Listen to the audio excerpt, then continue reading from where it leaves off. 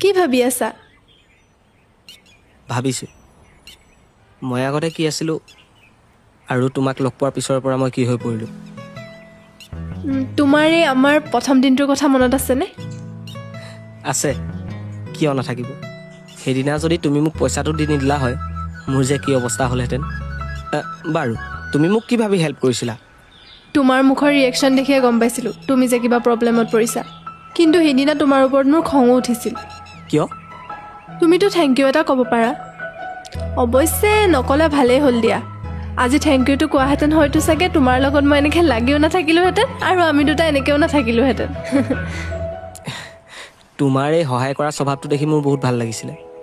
মনতে ভাবিছিলোঁ তোমাক থেংক ইউ কওঁ, কিন্তু মোৰ এই ইণ্ট্ৰভাৰ্ট স্বভাৱটোৱে ক'বলৈ নিদিলে। কিন্তু শেষত যেতিয়া তুমি থেংক ইউ কৈছিলা, মাক কচম কৈছোঁ বেয়া ভাল লাগিছিলে। অৱশ্যে তেতিয়া ভাবিছিলোঁ থেংক ইউ ক'লেওনো বাৰু কাৰোবাৰ ইমান ভাল লাগেনে।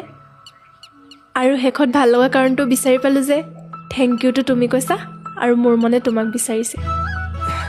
আজি মানে আমি দুটাই অতীত ৰোমন্থন কৰিছোঁ। এনেকুৱা অতীতে মানুহক সুখী হৈ থকাত সহায় কৰে। বাৰু তোমাক আৰু সুখী হৈ থাকিবলৈ কি লাগিব? তোমাক। তুমি ছোৱালীজনী সঁচাই বৰ বেলেগ দেই। কি বেলেগ? মানে তুমি মোক যেনেকৈ তোমাৰ প্ৰেমৰ জালত পেলালা তেনেকৈ চাগে আৰু কিমান ল'ৰাক আগত প্ৰেমৰ জালত পেলাই থৈছা। আৰু ল'ৰাটো যদি অলপমান মোৰ নিচিনা হোজা মোজা হয় তেতিয়াতো কামটো পটককৈ হৈ যায়, হয় নাই কোৱা?